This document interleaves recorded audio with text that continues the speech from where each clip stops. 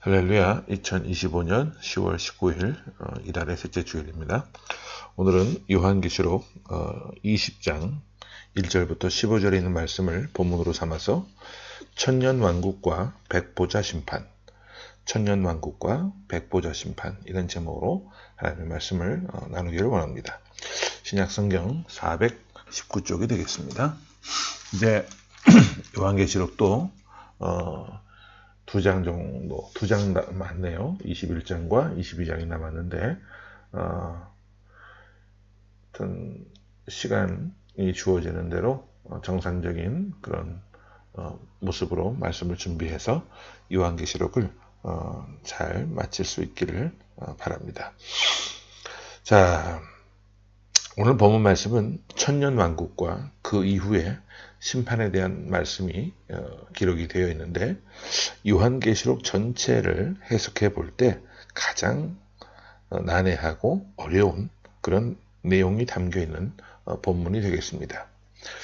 특별히 천년왕국이라고 할 때 이 단어는 성경에 나오질 않죠.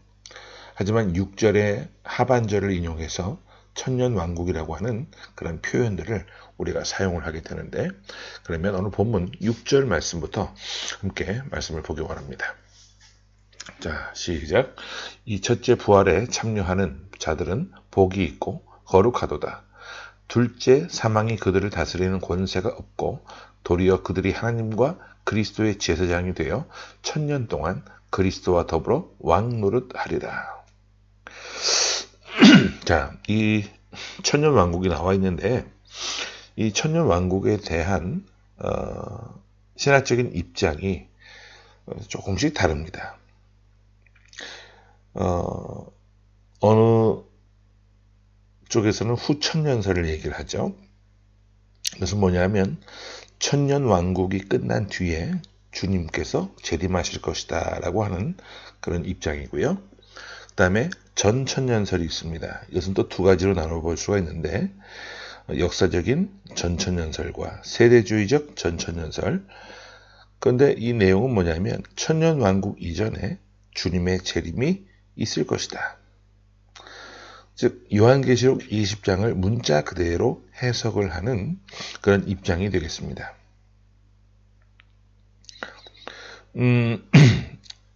특별히 이 세대주의적인 전천년설을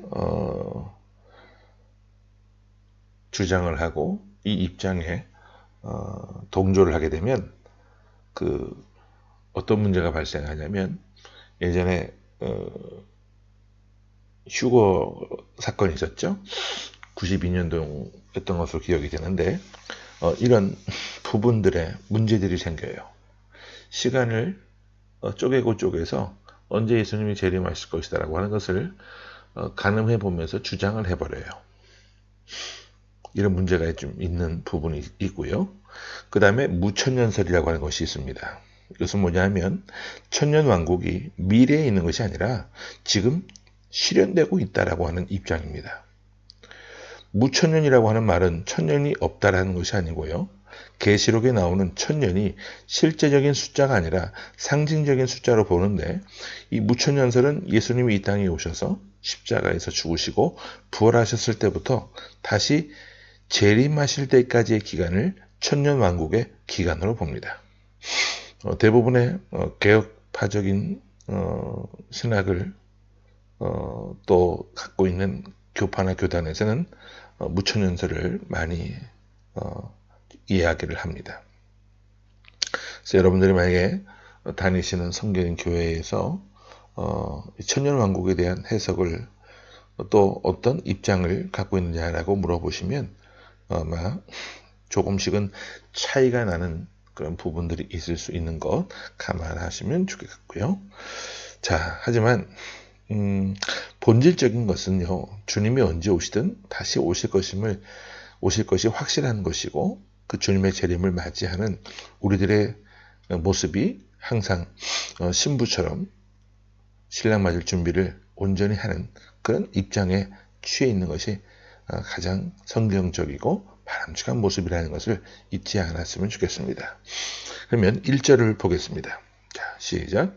또 내가 봄에 천사가 무저갱의 열쇠와 큰 쇠사슬을 그의 손에 가지고 하늘로부터 내려와서, 자, 하늘로부터 내려왔다. 또 성경에 보면 떨어졌다라고 하는 그런 표현도 나오는데, 이런 표현을 할 때는 대부분 그 존재가 타락했을 때 사용되는 의미로 사용이 됩니다. 하지만 하나님께로부터 보냄받은 존재를 말할 때는 떨어졌다라는 말을 안 하고 하늘로부터 내려왔다라고 하는 표현을 씁니다. 오늘 1절 말씀처럼. 그래서 여기 나오는 천사는 하나님의 심부름꾼인 것이 확실한 것을 보게 돼요. 그리고 그의 손에 무저갱의 열쇠와 큰 쇠사슬을 가지고 있다고 했습니다. 여러분, 무저갱이 어떤 곳입니까? 악한 영들의 감옥이죠. 어떤 물리적인 공간이 아니라 어떤 상태를 문학적으로 표현하는 것인데요. 계속해서 우리 2절을 봅니다. 시작. 용을 잡으니 곧 옛 뱀이요 마귀요 사탄이라 잡아서 1000년 동안 결박하여. 자, 용을 잡았는데 곧 옛 뱀이라고 했어요. 용이든 옛 뱀은 곧 사탄을 말하죠. 요한이 사탄의 실제를 본 것은 아니고 단지 마귀요 사탄의 상징인 용 또는 옛 뱀을 보았다고 이야기를 한 겁니다. 여기서 등장하는 1000년이라고 하는 숫자도요, 실질적인 숫자보다는 상징적인 숫자로 이해하는 것이 좋습니다. 왜냐하면 하나님께서 앞서서 사탄의 실체를 상징적으로 보여주셨기 때문에 이런 숫자들도 우리가 문자적인 것으로 여기기보다는 상징적인 숫자로 해석을 하는 것이 옳다라는 거죠. 이어서 3절을 보겠습니다. 시작. 무저갱에 던져 넣어 잠그고 그 위에 임봉하여 1000년이 차도록 다시는 만국을 미혹하지 못하게 하였는데 그 후에는 반드시 잠깐 놓이리라. 사탄이 잡혔다가 잠깐 놓이는 때가 있는데, 하지만 결정적으로 승부를 뒤집지는 못한다는 것을 우리는 알고 있어야 합니다. 그래서 두려움에 떨 이유가 없어요. 계속 7절을 보겠습니다. 시작. 1000년이 참에 사탄이 그 옥에서 놓여.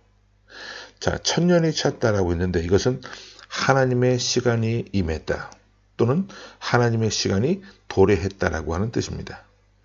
예수님이 이 땅에 오시는 순간 하나님의 나라는 이미 임했어요. 우리가 하나님의 임재를 새 시제로 이해하는데 그것은 임했고 임하고 있으며 또 임할 것이다, 그 말이에요.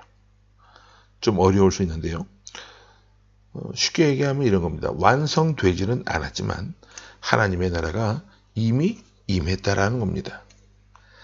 1000년 동안 결박된 사탄은 승부를 뒤집을 수 없는 결정적인 그런 결정타를 얻어맞게 되지만 완전히 끝장날 때까지는 기운이 남아있어서 교회와 세상을 흔들고 혼미하게 한다는 것을 문학적인 표현을 통해서 말씀하고 있는 거죠.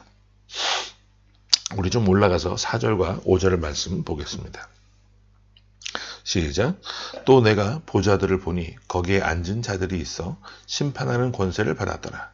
또 내가 보니 예수를 증언함과 하나님의 말씀 때문에 목배임을 당한 자들의 영혼들과 또 짐승과 그의 우상에게 경배하지 아니하고 그들의 이마와 손에 그의 표를 받지 아니한 자들이 살아서 그리스도와 더불어 1000년 동안 왕노릇하니 그 나머지 죽은 자들은 그 1000년이 차기까지 살지 못하더라. 이는 첫째 부활이라. 여러분, 성도에게 죽음이라고 하는 것이 가능합니까? 불가능합니까? 이 세상의 단면만 본다면 가능하다고 이야기할 수 있지만 사후세계를 이야기할 때는 그것이 틀린 답이죠. 불가능하다는 겁니다. 우리는 그리스도 안에서 잠자는 것일 뿐 죽는 것이 아닙니다. 여기에 쓰인 아날로세우스라고 하는 단어가 있는데 이 단어의 뜻은 뭐냐면 병사들이 전쟁을 끝내고 고향 집으로 돌아갈 때 텐트를 걷는 것을 의미합니다.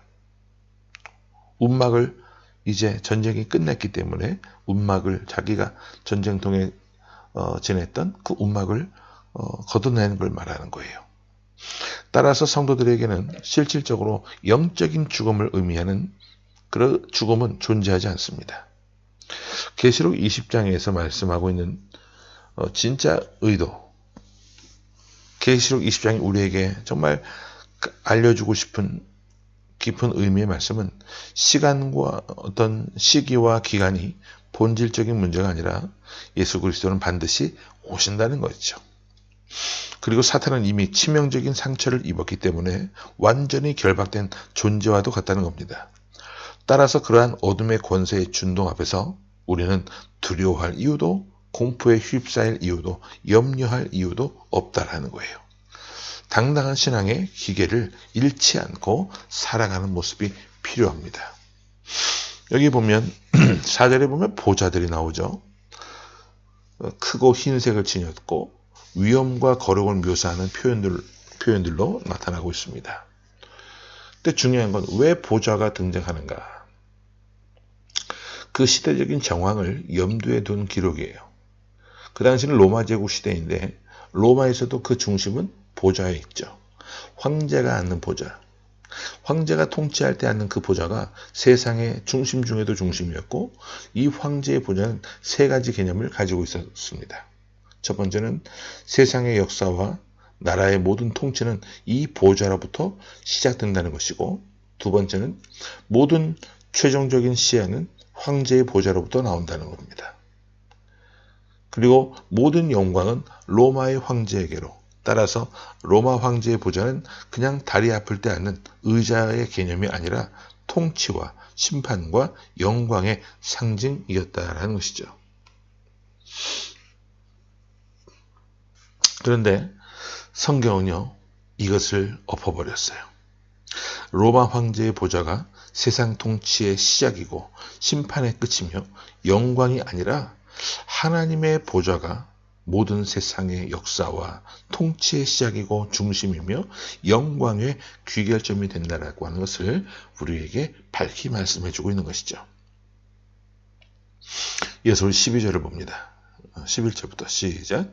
또 내가 크고 흰 보좌와 그 위에 앉으신 이를 보니 땅과 하늘이 그 앞에서 피하여 간데 없더라. 12절. 또 내가 보니 죽은 자들이 큰 자나 작은 자나 그 보좌 앞에 서 있는데 책들이 펴 있고 또 다른 책이 펴졌으니 곧 생명책이라.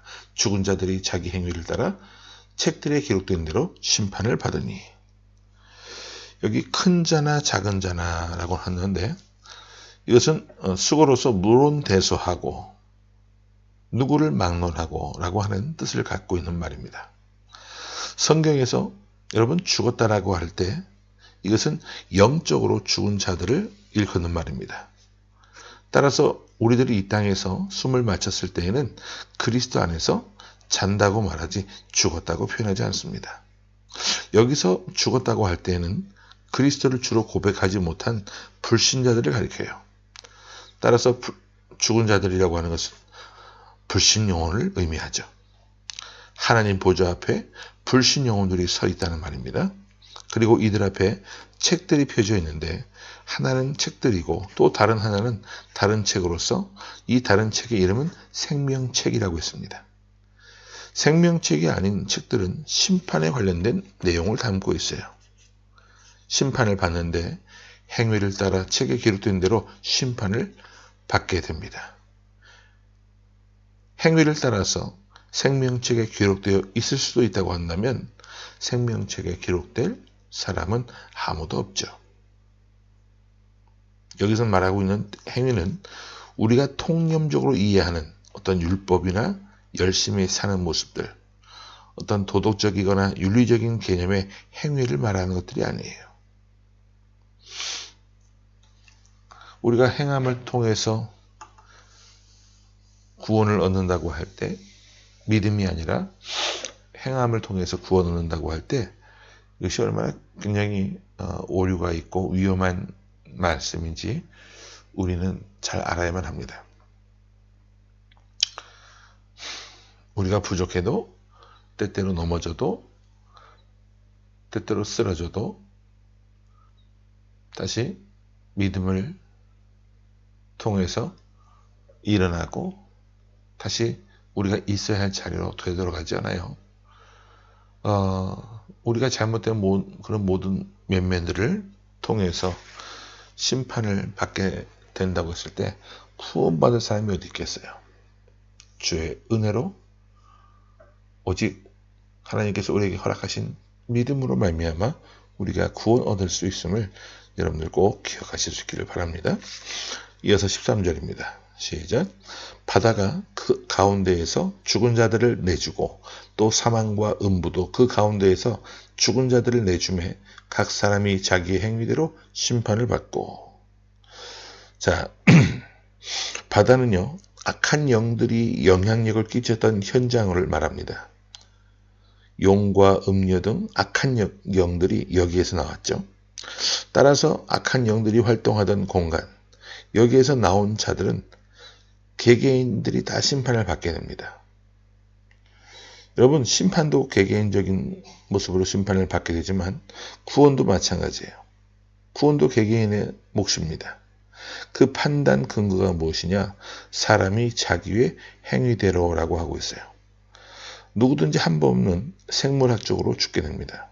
그리고 이 죽음 이후에 신자도 부활을 하지만 그리스도를 안 믿고 숨진 사람들도 부활을 하게 돼요. 이 부활 이후에 두 그룹의 운명이 갈리게 되죠. 우리는 생명책에 기록되어 있기 때문에 부활을 통해서 그리스도와 함께 영원한 생명의 세계로 들어가게 되는 반면에 다른 그룹은 하얀 보좌 앞에서 심판을 받는데 이 심판을 통해 두 번째 사망을, 둘째 사망을 겪게 됩니다. 이것이 바로 영원한 불못으로 들어가는, 지옥으로 들어가는 과정이죠.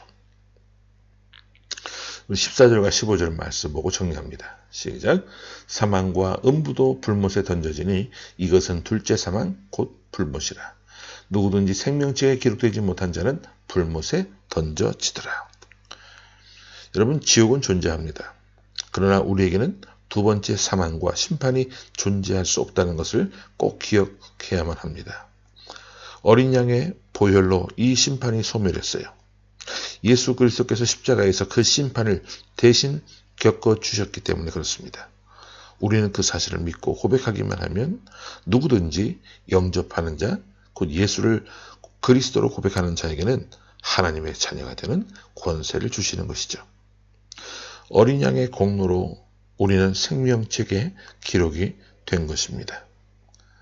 구원의 은혜를 입은 우리들, 아무 공로 없이 구원함을 얻은 우리들은 지금도 여전히 불나방처럼 지옥의 불구덩이를 향해서 다름질하는 줄도 모른 채 죽어가는 영혼들을 향해서 애끓는 마음으로 우리의 온몸으로 또 온 인생으로 산 자와 죽은 자 그리고 역사 앞에서 예수 그리스도의 주 되심을 선포해야 하고 고백해야 하며 그것을 위해서 헌신하는 삶이 되어야 합니다.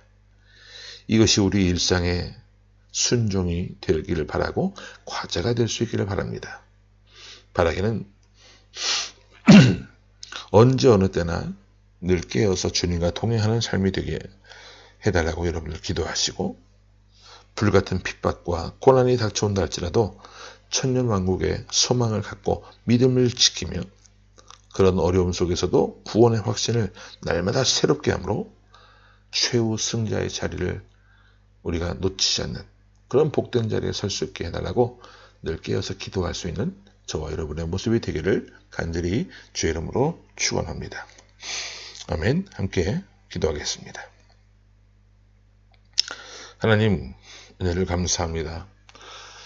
요한계시록 오늘 벌써 20번째 시간을 함께 했는데 하나님 처음과 나중이요 시작과 끝이 되시는 우리 주 예수 그리스도를 우리가 언제나 바라보며 주님과 동행하는 삶이 되길 수 있도록 도와주옵소서.